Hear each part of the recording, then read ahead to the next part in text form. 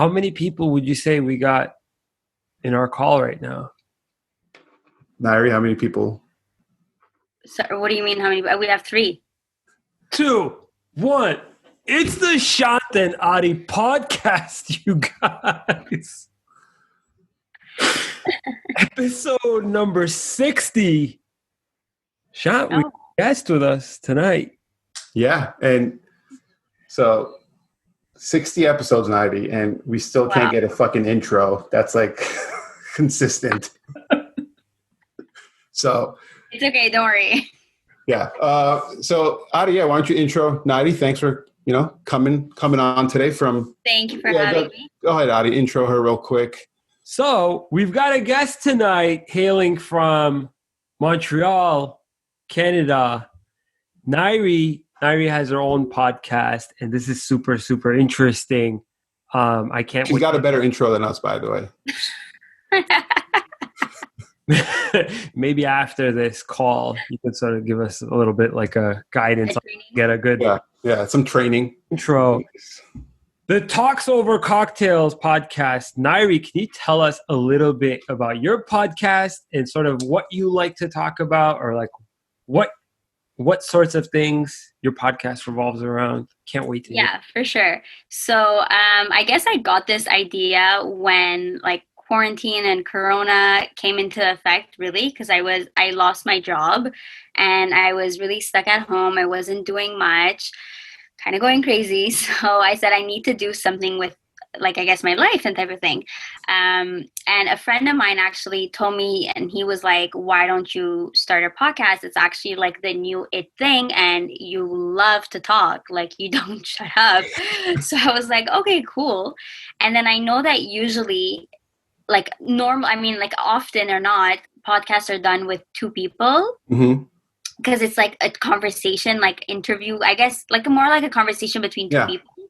But then at the same time, I didn't really have someone who was in my same vibe and this, like with the way that I think and with my same schedule. Like not all my friends lost their jobs, that they have any time that they can come and do the episode with me. And so I think I just decided to go like my own separate way in the sense of saying that I wanted to do my own thing without really having anyone tell me what to do, or like, oh, I don't like this or I don't like that. Like just for me to be the boss of my podcast, of what I'm going to talk about, what I'm going to say, how I'm going to say it and whatnot.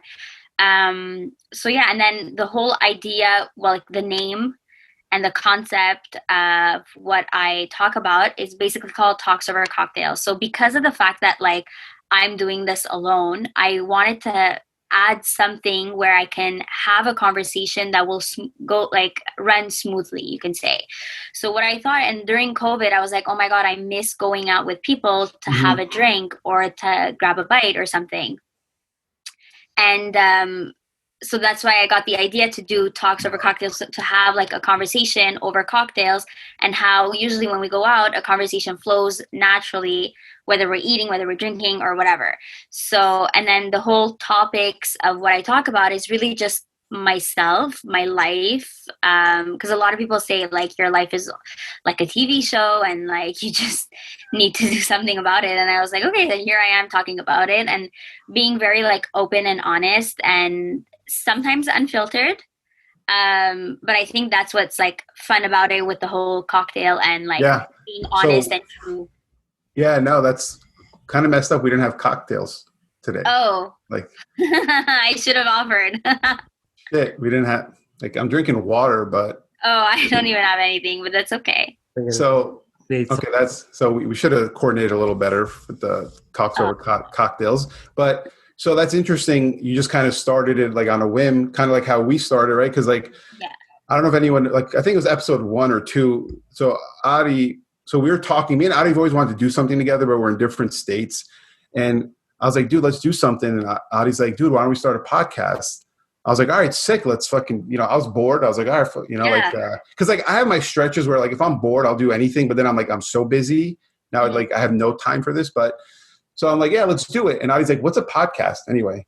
He's never listened. He never knew what a podcast was. No way. Have like you ever listen to Joe Rogan or like, no? Okay. I got inspired by Call Her Daddy. I Call don't know her if you guys. daddy? No. Yeah, the What? two girls. They were like super unfiltered, whatever. Call her. No, I Not a haven't. good, not a good reference. Adi, have you listened to any podcasts since? Like, I've listened to like Call Her Daddy type podcasts.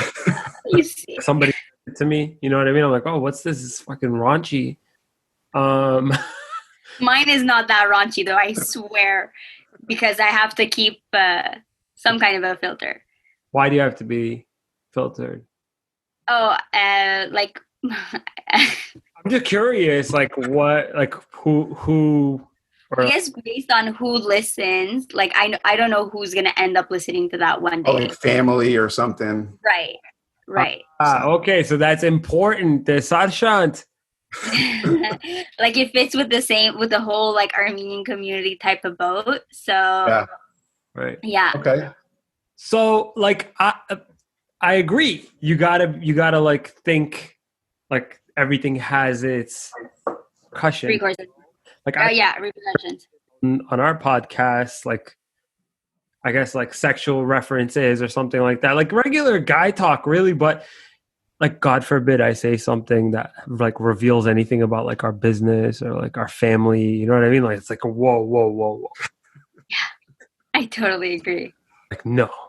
Okay, so yeah, so I guess Shant.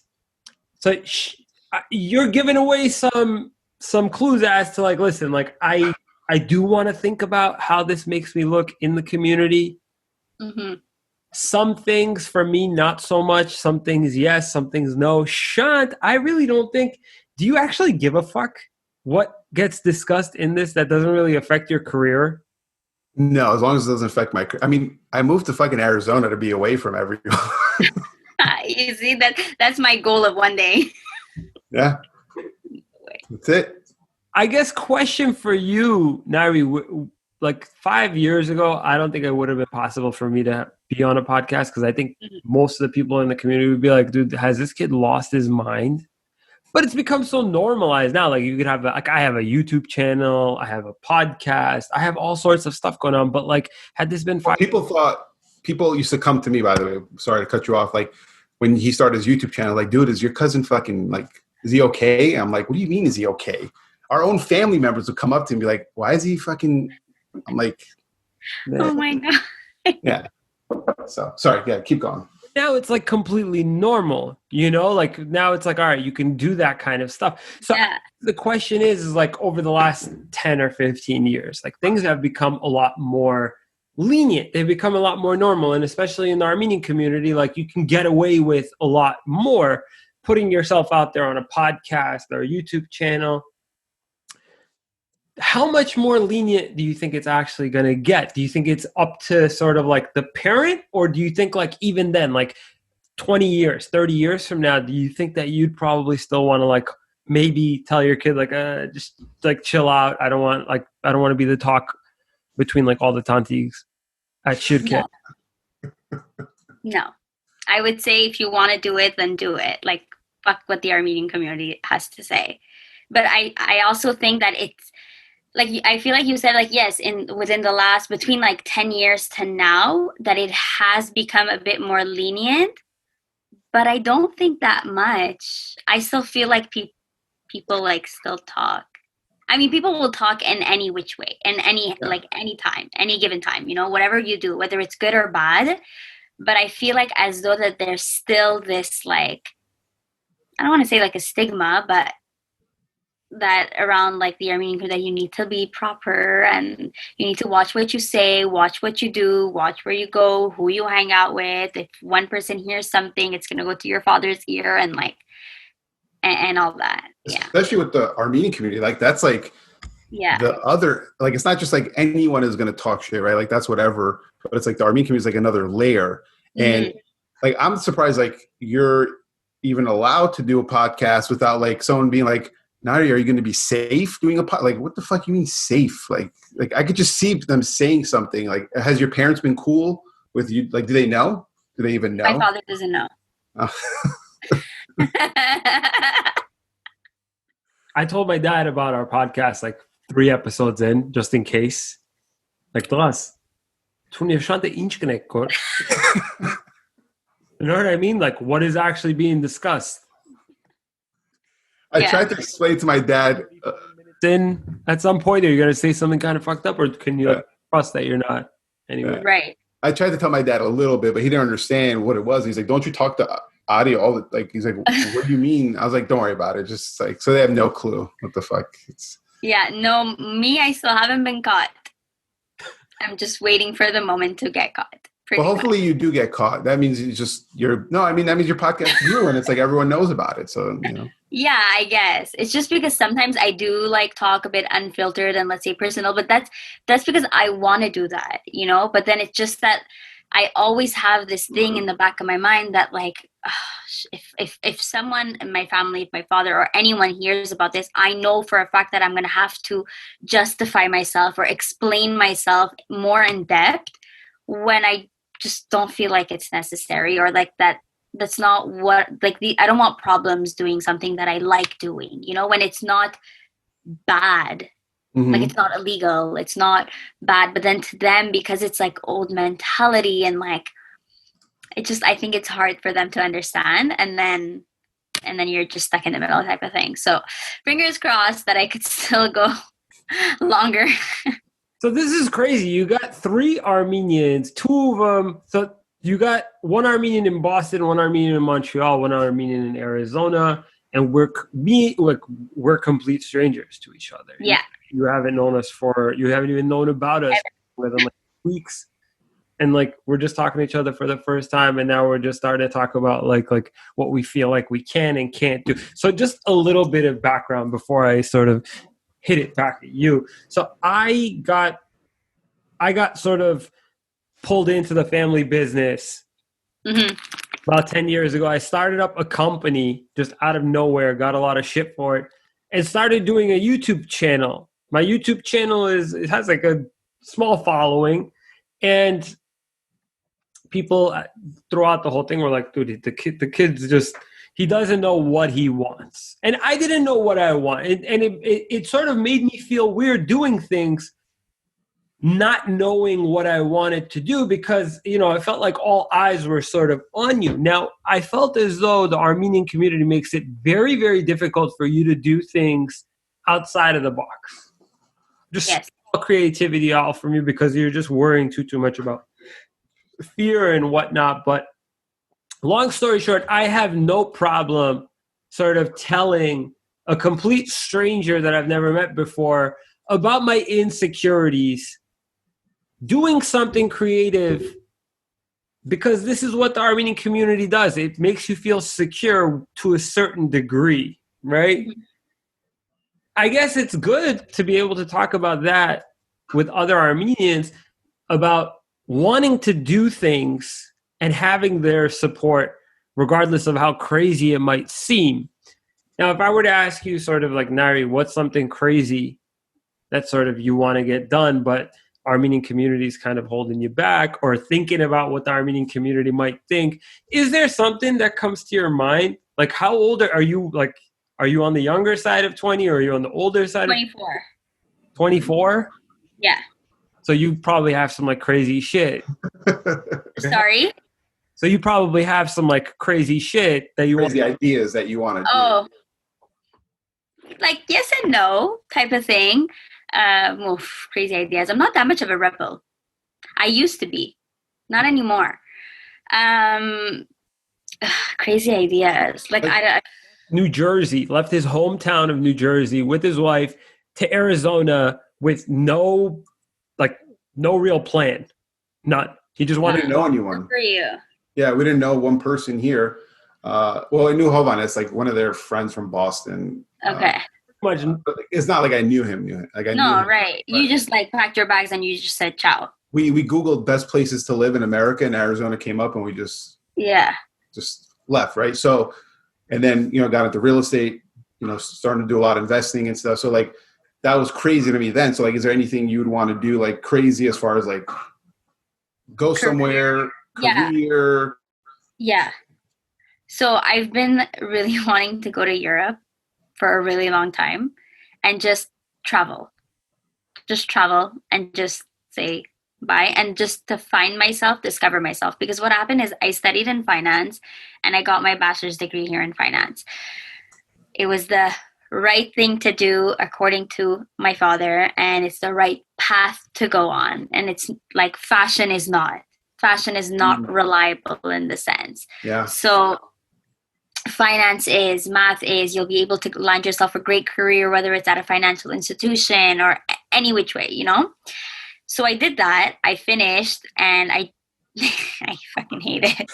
I hate it. And I worked in it. I worked at an investment firm and it was just not within me anymore. And I had this dream of like excelling like my career, let's say in fashion.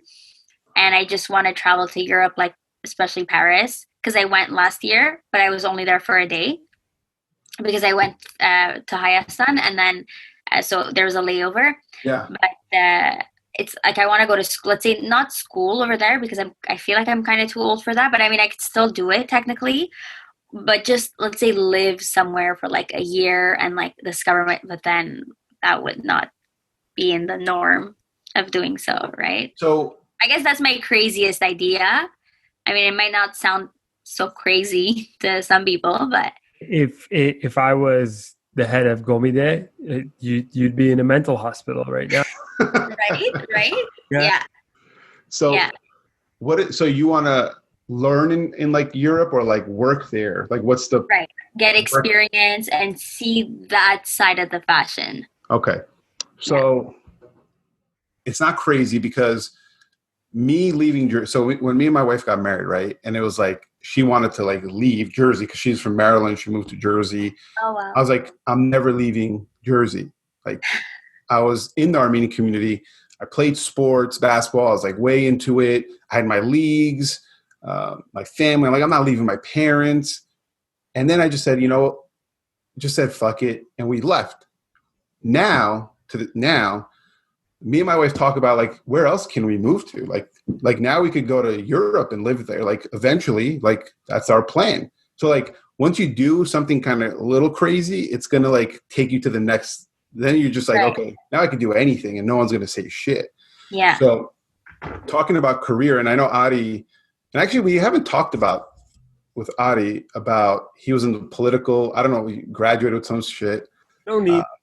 My story is just really typical Armenian, goes to school, comes out, gets involved. But before you get into, because I want to ask you a couple questions, because I think you guys are very similar in that sense. So for me, I didn't graduate college. I didn't know what I was going to do. My parents kept pushing me to like go to school. I hated school. Like I would rather kill myself than go back to school. Like I literally. Sorry to interrupt. Did you go to Armenian school as well? Like did both of you go to Armenian school? I went till 6th grade. Okay. You, Adi? 5th. 5th? Okay. Yeah. Well, so I went up till 6th grade. So I hated school, got out, just worked. And then when we moved here, I was like on the plane coming here and I'm like, I'm going to do some crazy shit when I come here. So I came here, my parents came to visit and I was telling my dad, I'm like, I want to get into real estate. And he was just like, why? He's like, you don't know anyone. It's stupid. And at the time I was going through the police academy and I was going to be a cop because my dad's like, yeah, it's a good. Yeah. I didn't tell you. No. So legit, I got in the police academy. I passed because all you had to do was can you see me? Yeah. Yeah, but it says remaining meeting time 9 minutes and 52 seconds. Okay, so this is what we're going to... Okay, I'll keep talking. I'll just upgrade it real quick. No, don't worry. What we're going to do is I'm going to snip this up. What we'll do is just... Pause it. Pause. We'll hop up back. and come back. Don't worry. Okay, cool. No worries. So what happened was I was in the police... Like, I got in the police academy, and like all you have to do is like be able to do push-ups. Like, it's like, that's it. That's the only requirement to get into fucking be a police, I guess. Wow. And run a mile really fast. I was like, all right, that was done. Did that. So I was doing it, and then I was getting through the whole process, but I was like, I don't know if I want to do this. No disrespect to cops. I love cops. Fucking family members are cops, friends. It's a hard job. especially right now. Thank God I didn't go that route. But, and I was like, Dad, I kind of want to be getting real estate and like invest and do all. He's like, no, just be a cop. It's better. And then I was like, you know what? You've been wrong. Every time I come to him with like I want to do this. It's like, no, don't do this. I'm like, you've been wrong every time in my life. I'm like, you know what? I'm going to do the opposite. And imagine telling that to an actual like community Armenian parent. Yeah. Yeah. So I just did the opposite and it worked out. So yeah, sorry. That was that. Adi never knew that. You were going to be a cop? Why did you? I thought I'd be a good cop. I don't know. Bullshit Gary V that you kept on sending me. Like we were just listening and reading that when you were going to the fucking police academy. What was that like? The biggest secret you've ever kept from? It's not a secret. It's not a secret. I mean, yeah, if you're gonna play it off, like, didn't I tell you? I did fail the lie detector test though, so. Oh shit. Yeah, we won't get into why, but leave that alone. That's another episode for another day. But so you kind of, Nairi, you had the path of like you went to school, you did this. It's a hard thing. Finance is hard. That's fucking tough. I'd have killed myself, but you did that, and you got through. Now you want to get into fashion. Hopefully your dad's not listening. And Adi, because we never talked about it on your tell us your path. Like it's kind of stupid, but go ahead. Yeah, it's a stupid path. Thank you. So I graduated with an international affairs poli-sci degree, and I was supposed to go into law school. So I got out of I graduated and whatnot, and I had a meeting with the dean of admissions. She's like, dude, like you're pretty much all set. Just, I guess, like fill out the forms, apply, and pay the tuition. I'm like, oh yeah, it seems pretty easy. We did that back for my bachelor's. We'll just get it done. And I'm like, okay, Bob, like I need to, I'm going to go to law school. I'm going to be the first like lawyer in our family. You know what I mean? And he goes, that's fantastic. Who's paying? And I'm like, what do you mean? Like, we're supposed to be in this together, you know? Like he goes, yeah. You could apply for a loan. Like this is back in like 2009, like right after our like hard session. So basically came to my dad and I'm like, yo, like, yeah. So like, I'm like we're supposed to be going second round, you know, get into law school. And he goes, yeah. Like go and see if a bank will give you any right now. Cause like, I don't have it. You know what I mean? Like going through our recession or whatever. And he was right. Like no banks, nobody was giving student loans for law degrees. So I was like, okay, like there goes my, you know, whole plan of graduating with the bachelor's, going into law school, etc. So what did I do, Nairi? I became a car salesman. Cool. Yeah, I mean, why is he laughing? So in America, I don't know how it is in Canada, but like in America, like car salesman's like the bottom of like people that they trust. Oh, okay. Is that the same in Canada? Honestly, I'm not so into cars, to be honest with you. So I don't know. Okay. I don't think so. Yeah. I mean, that's why I laughed. The two trust is lawyers and car salesmen. So I guess like lawyers on like the fancy end of that. So long story short, I got into car sales and everyone's like, didn't he just graduate from college with like a bachelor's in politics? Yeah. They're like, you know, like just weird. It was the weirdest thing telling people that, but it's like, all right, what else do you want me to fucking do? Like, you got to do what you got to do type of thing. But like, that's what actually started my whole passion for what I now do. So long story short, I got into like the car sales thing, but then my dad came to me and he said I want to start a restaurant side of our catering business. So my dad has had a catering company for 20 years. Opened up side, and you know, like I didn't know. It was like the epitome of anything that I had no idea about myself. I'm a fantastic businessman. Yeah. Like, it's just a perfect match. But I wouldn't have known this had I gone into law school. Right. So, long story short, that was it just happened by accident. It happened by force. I didn't end up going to law school. I got into to business, and like now I just don't want to do anything else. I just want to be involved in like my day-to-day. I have two companies. I have one of which is the restaurant, and the other one is a consulting company that I deal with people. I love dealing with people. But I can't do anything drastic because the Armenian community does not foster a sense of being able to think too creatively. They don't like that. They don't like drastic. Yeah.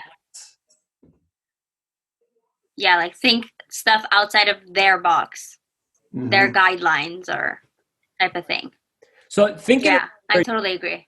Yeah, thinking about where you're at, Nai. It's crazy. I'm a complete stranger. I'm calling you Nai. It is my nickname though, because no like Odar person can ever pronounce my name. Yeah, true. How crazy. No, it's not that hard. It's 5 letters. I mean, it's not that hard. So just thinking about how, like, we asked you the question and then all of a sudden it came out that you want to go into fashion and you want to go and do it. Yeah. Study, maybe you'll go to like Milan, you'll go to Paris, all these places. Fuck, man. Yeah. That just flowed out in conversation. And it's just like, you can't feel completely comfortable talking about this at like at just any place, you know? At the table? No. Right. It's the conversation has to foster creativity. And that's something that our Armenian community is lacking. So I'm going to shut up for a few minutes, but basically the point that I'm trying to get across is in searching for that perfect community to grow up in, to raise kids in, we also lose a particular aspect of this, which is for them to feel like they can actually think and be creative in a community where everything is sort of cookie cutter in its approach. They don't want you diverting from that school of thought.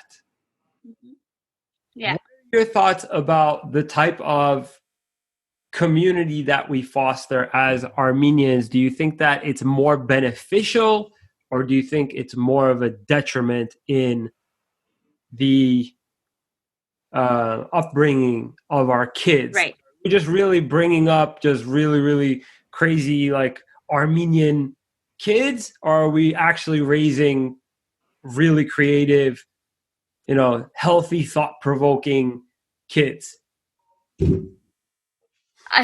It's hard because, listen, from their perspective of really making it like an Armenian mentality, and I understand like where the perspective of the community is coming from due to the history of the past, where we've all scattered around throughout the world and slowly like we lost a lot of lives due to the tragedies that happened in 1915 of the Armenian genocide.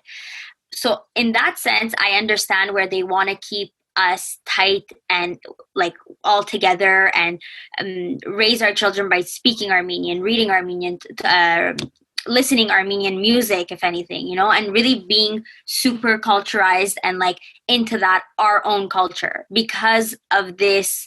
How can I say this? Like because of this. What's the word? Sorry. No. Like because of those tragedies, let's say, because of that outcome that we had. But do I personally think it's the right thing? No, I don't. And I think that the way that they handled this situation, like of our upbringing, well, like let's say my upbringing is more detrimental than anything else. Because what happened was that I went to school, to an Armenian school. So since the age of 3, like in kindergarten even, or preschool, kindergarten, I was starting the same school. So until high school graduation, I stayed at that same school. Same uniforms, practically the same teachers. It was a private school. It was a private Armenian school. we were always within the Armenian organization, the Armenian community.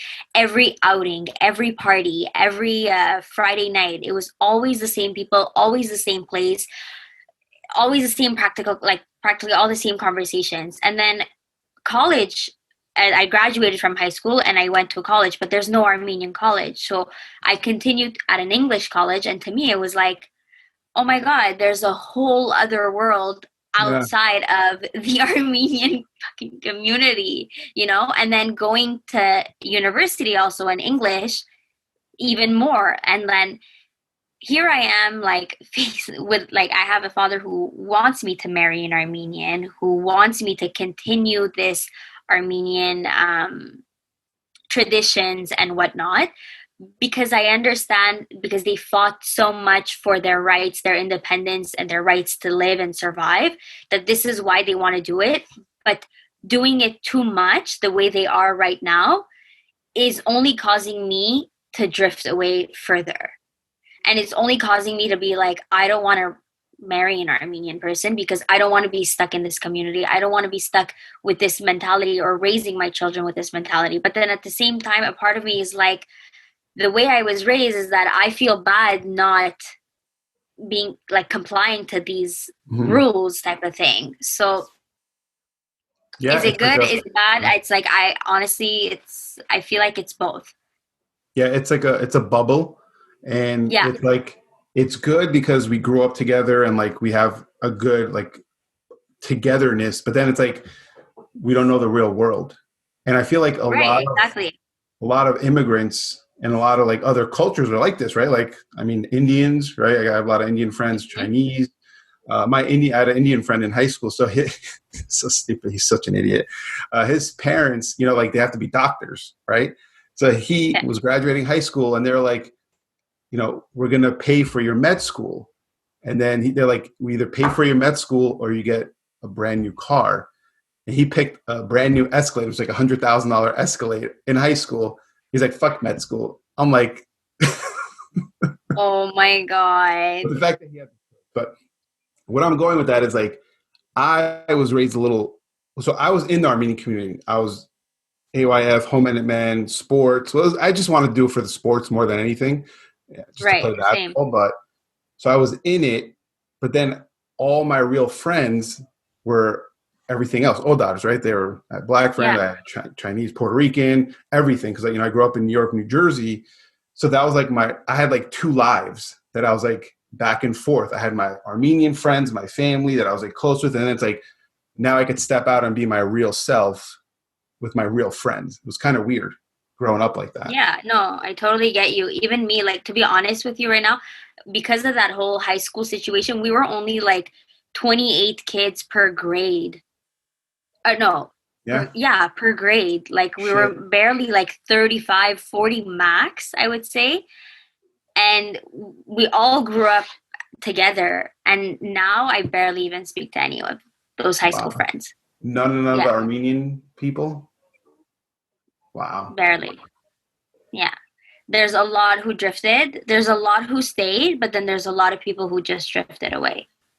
And then that's exactly what I told one time I was telling my father, and I was like, but this is exactly what the outcome is going to be. It's because you guys are pressuring us too much to stay within the community, to practice it so much, to really live by it, that when we get a taste of the outside world, you're like, oh, there is another world outside of this community.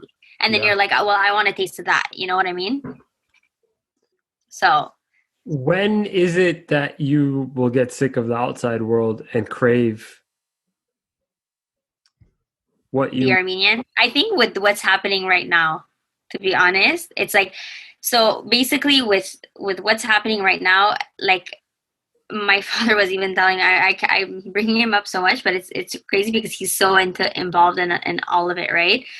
And when the whole the war in Artsakh started on September 27th, I really wanted to help because by nature, I really think I'm someone who loves to help people in any which way that I can. And so there was someone over here who posted on Instagram that she was collecting supplies to send to Armenia. And I said, okay, I want to join in with you and I want to help you out. So then I posted a post on my Instagram and I asked people, I texted all my friends, family members, if you guys can donate like any amount that you want. And I went out and I bought all kinds of supplies. And I raised about, in a matter of like a day and a half, I was able to raise $3,500. Wow. And that made me like really happy. And I went and I bought all kinds of sleeping bags, thermal socks, stuff that I really, really needed. And I was just telling this to my dad and he was like, why are you so involved all of a sudden? Like, how is this, where is all this coming from? And then I also did an interview with like one of the news media outlets here in Montreal. And then all his friends, all the people from like Gomide, AYF are calling him and they're like, oh, we saw your daughter on the news speaking about what's happening in Artsakh. And since when and where is all this coming from? Because she hasn't been a part of the community. She hasn't been part of Homenet Men in like a really, really long time. And then, so I guess to put it like in words, I guess with what's unfortunately happening right now, it kind of has brought me closer to my roots, my culture. It's unfortunate that this is the reasoning like how it unfolded, but yeah. Yeah, well, I mean, when your existence is sort of threatened, you start to become one. Right, for sure. You are what you know. Yeah, no, I've. It's funny because so many people have raised their voices about what's happening. People that normally wouldn't really talk about. Yeah. We don't talk about politics. You know, this is not a political issue. This right. Like this is like a life or death. Like your existence is being threatened issue. Right. So I guess my question was so in thinking about like, all right, yeah, like it makes you not want to marry Armenian. You kind of want to stray away from Armenians. I think that there's more. Not necessarily, like not 100%. Sorry. I mean, like the way I explained it to my dad, it's like, if it's going to happen, it's going to happen. I'm not going to do it within by forcing myself to marry an Armenian to have Armenian children.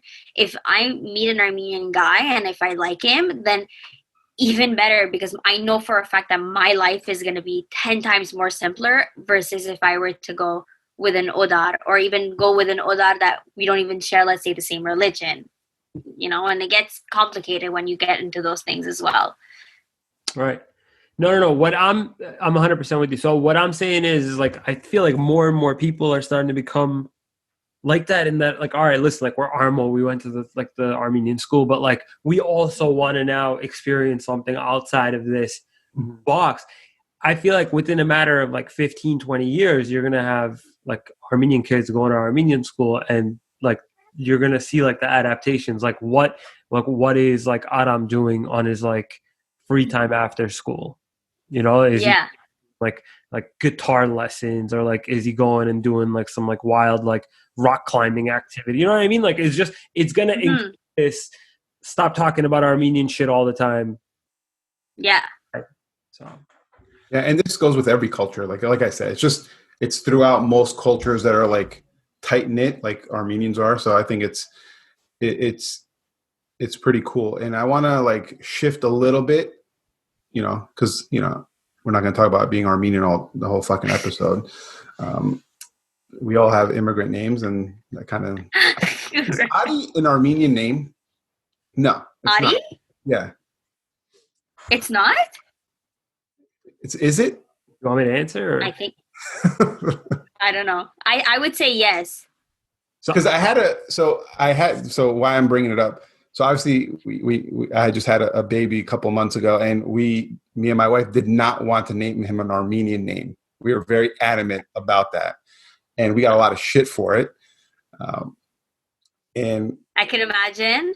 Yeah, and I'm like a guy who like talks shit back, right? And I'm like, I try to prove people wrong. I should have been a lawyer, but I was like, I went to my dad and I was like, okay, let's go down our family list of all the names. None of these names are fucking Armenian. Like is Ari an Armenian name? Go, tell me your answer, please. Go. Ari means brave in Armenian. Ari's Hebrew. It's a Hebrew fucking name. It means lion in Hebrew, but it means really? Armenian, yeah. But it's a Hebrew descendant. Eventually, we could like turn things into Armenian. So I named our kid Leo, right? Leo, okay? Yeah. In 100 years, Leo could just turn into an Armenian name all of a sudden, just from descendant. No, or you could turn around and say Levon. No. My wife hears Levon. She's gonna go. It's like the English way of saying Levon. A little bit louder. Yeah.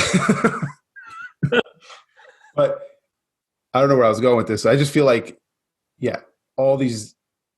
I don't think a lot of these names are Armenian, but that's a separate topic. Let's get into like trying to figure out what we're trying to be in our lives, right? Because I got into real estate when I was like 30, and I finally figured out what I wanted to do with my life.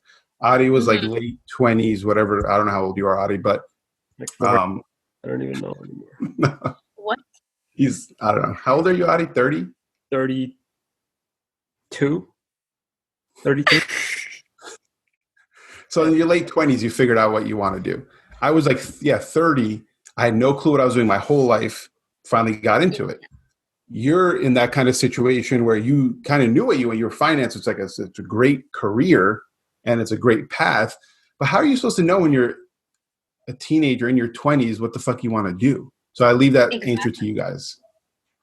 Yeah, exactly. I mean, honestly, I thought I had it all figured out, and it's like just in my life, I'm just someone who really likes to plan everything like to the T, and my plan just did not work out. Like it just did not go the way I expected it to. You know, I thought right now I would have been working, I would have been getting more licenses in finance, and I would have been working at a firm, and you know. That's it. That would have been my life, you know. And then I would have met someone, had my kids, like. But I mean, that's like that was the life, you know, that I had planned. But was that your plan, or was that somebody else's plan? I think I would say it was my plan, but then like the whole concept came with like family tradition plan, you know. So, and then now. Things just went completely south. Like 1, I'm not in finance. 2, I'm really not ready to have kids, get married, and I don't even know if I want to do any of those things anymore, to be honest.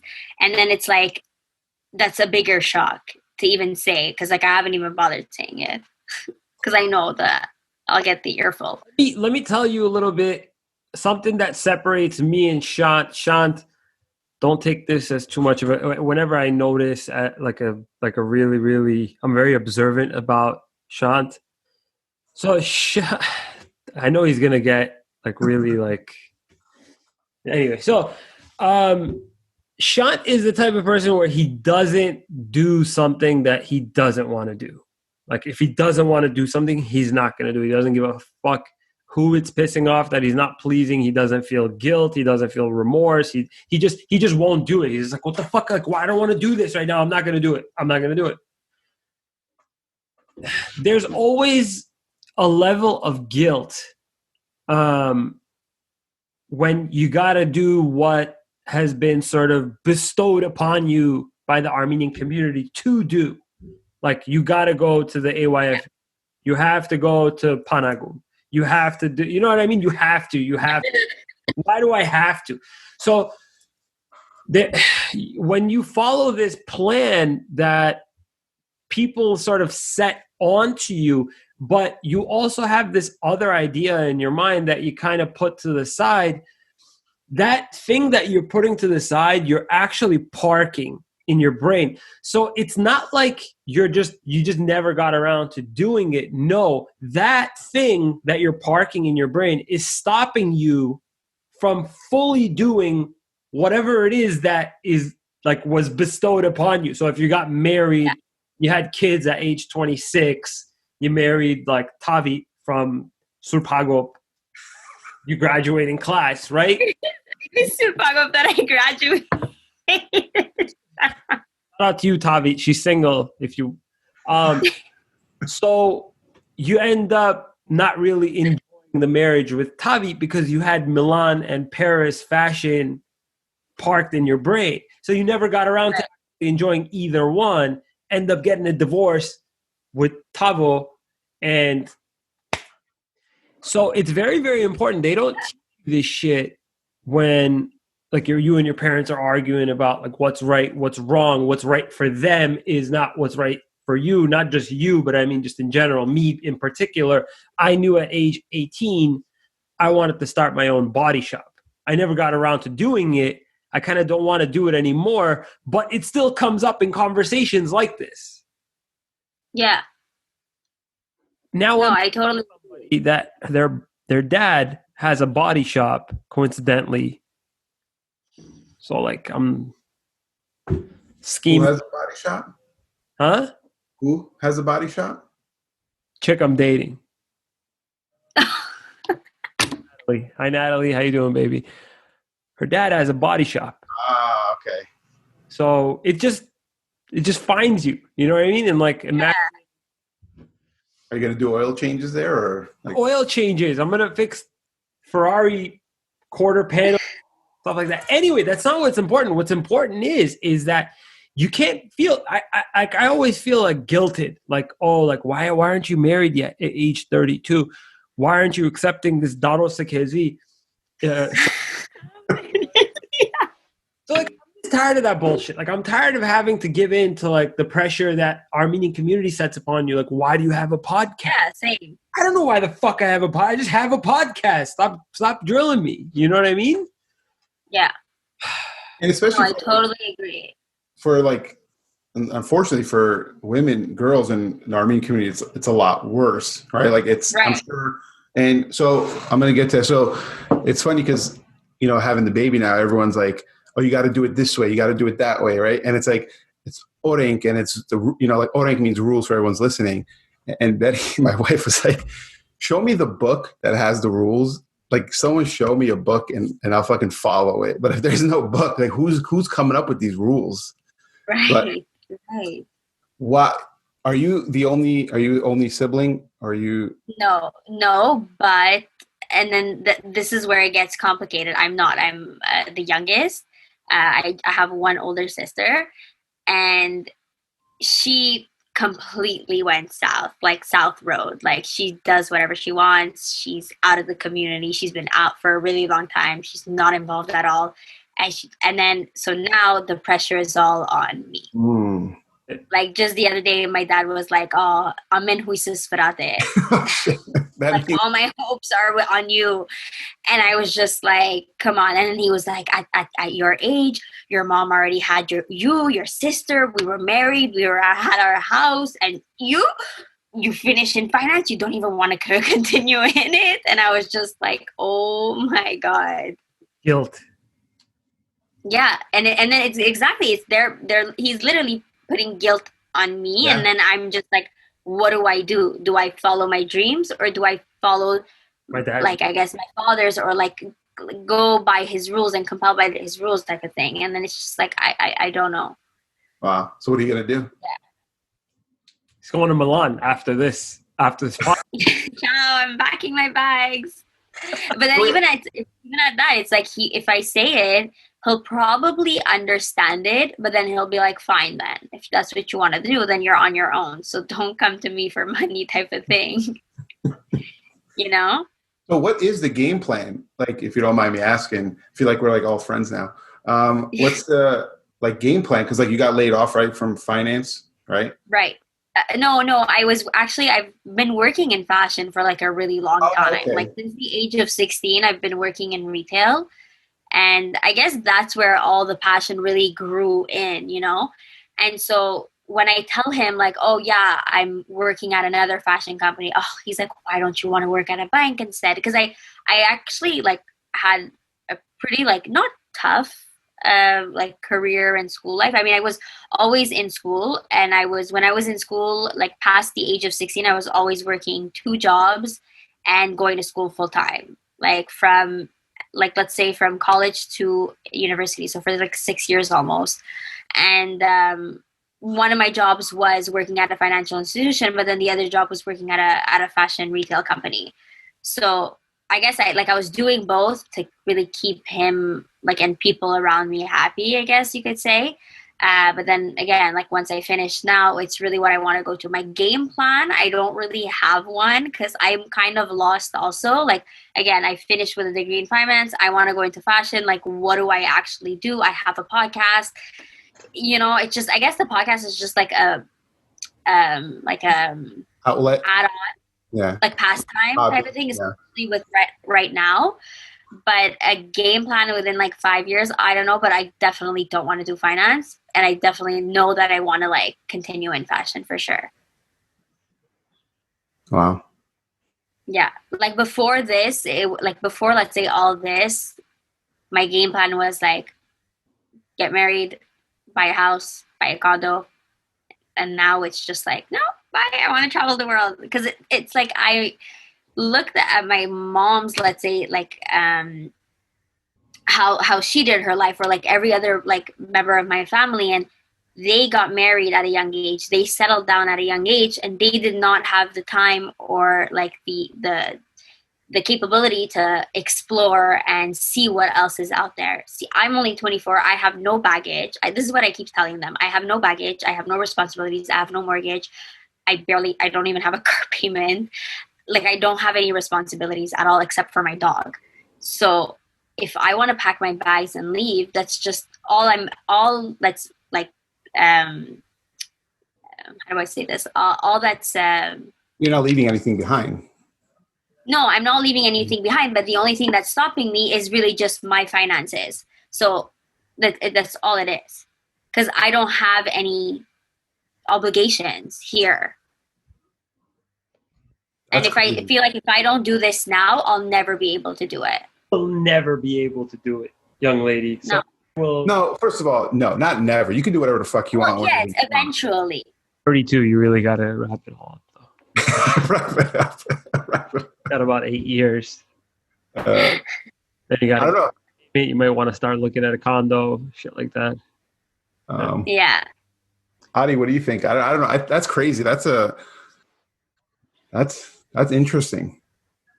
Yeah, you're not the typical Armenian girl, at least from what you've been telling us on our podcast.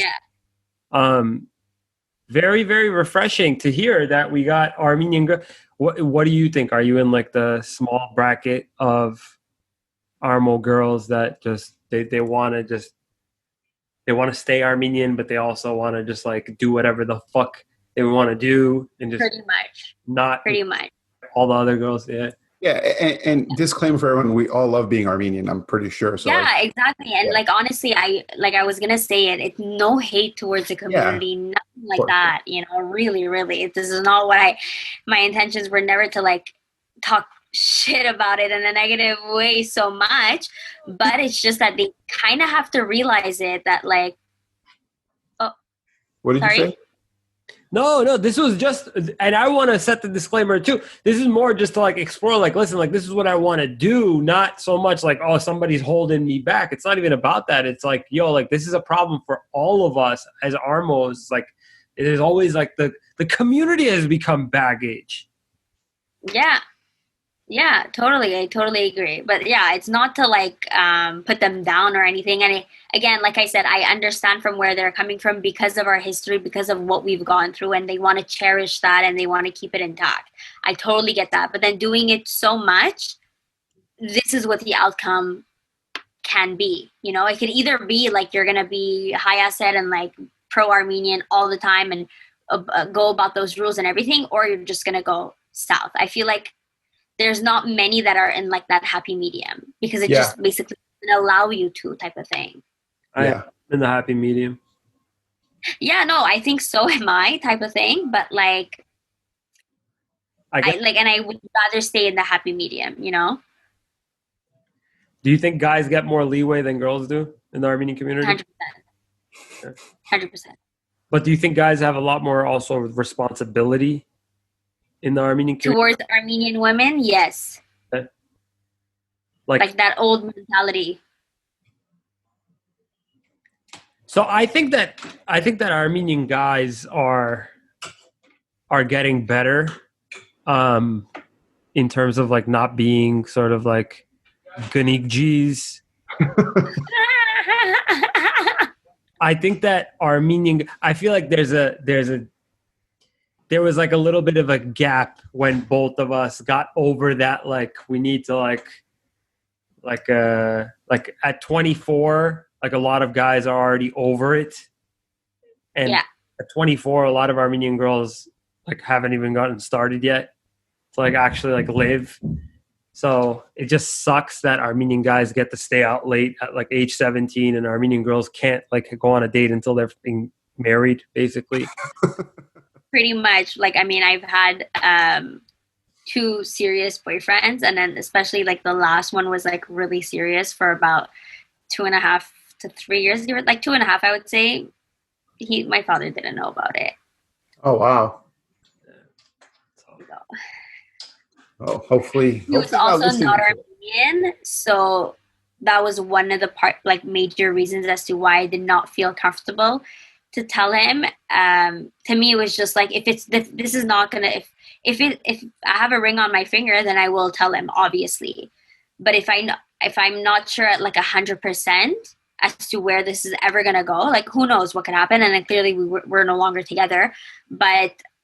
It's in me. Part of me is like, it was a good thing that I didn't tell him, but then he also found out through someone in the Armenian community. Good old Armenians. That's crazy. That's interesting. Yeah. Wow, that's a lot to. What episode, huh? This is actually one of the more. All right, I'm just gonna shut up now. But it was a great episode. I'm actually really, really happy. Yeah. You on here, Nairi. How did you guys? Thank you for having me. What? Sorry? How did Shant find you? So what I do is I look for podcasts and I reach out to them. No, so actually I don't know. Someone shared your podcast. Yes. I think so. I think that's how you found me, because I decided to do a podcast about what's happening in Artsakh. Yeah. Because I got a lot of people asking me, like, can you just explain like briefly what's happening? And I was like, okay, you know what? Since pretty much none of my Odar friends know, let me, like, I have a voice. I have a voice that's out there. Let me share it in more of a positive way. And I even mentioned it, like, I know that this is totally off topic and totally off like the normal conversation and topic that I would have on my podcast and on my channel. But I think that this is such an important issue for me personally, because I'm Armenian, that I wanted to address it and be able to spread the message across to people who don't know what's going on due to the lack of media coverage and basically lack of history on their side, I guess. Yeah, no, we did one too a couple of weeks ago, I think. And no, so someone shared, I don't know who shared it. I don't know who the fuck shared it. But I listened to your episode 1. I like listening to podcasts. Adi still hasn't listened to any podcast, but I listened to episode 1. I'm like, oh shit, like that's cool. Like you went through this journey. I know how it is for Armenian girls and doing a podcast by yourself. I was like, there was times I couldn't get on the podcast. I was like, Adi, just do it by yourself. He's like, fuck that. Like, what am I supposed to talk about? So it's like, it's crazy you do it on your own. Honestly, it is hard to figure out a topic. And I think I'm gonna like make it like by season, because it's not always easy. Plus, I might be getting a job now in fashion. So it's gonna be a bit harder to for sure record and edit, because I do everything on my own and it's not super easy. So we'll see. Like, I think I'm gonna cut it to like 1 season, and then once I'm able to like have more time, be able to do season 2, give or take, and have some guests. Yeah, don't stop. Just keep doing it. Because when me and Adi started, I remember I was like, because I'm the type where like, if I'm going to commit something, I'm going to do it. And we were like, let's just give it a fucking year. Or like, how many episodes did we say we're going to do without like? I don't remember. Sorry, I don't remember. I think we said like a year, or we said 50 episodes, 100. I don't know what we said, but I was like, you know what? Let's just not stop. So just don't stop. Just keep going. Yeah. It's been a good year. For sure. That's the spirit. Yeah. So we have to wrap up. We have less than a minute. So thank you, Nairi, for coming on. And it's what is the name of your podcast again? It's Talks Over Cocktails. Talks over cocktails. So check it out. Yeah, I know it's a tongue twister, just like my name. I was about to say Cocks Over Cocktails. All right, guys. Fantastic episode. Nairi, thanks so much. Maybe Thank you for having me. It was really great. Maybe we can be on your podcast. Yes, for sure. For sure. I mean, mine's like in person, so I mean, it would be harder, but if ever you guys are in Montreal, for sure we could do an episode. Because I don't like to put my face on camera. Takes too much time for me. No problem. All right, I got to stop the video, so good night. Bye. Thank you, guys. Bye.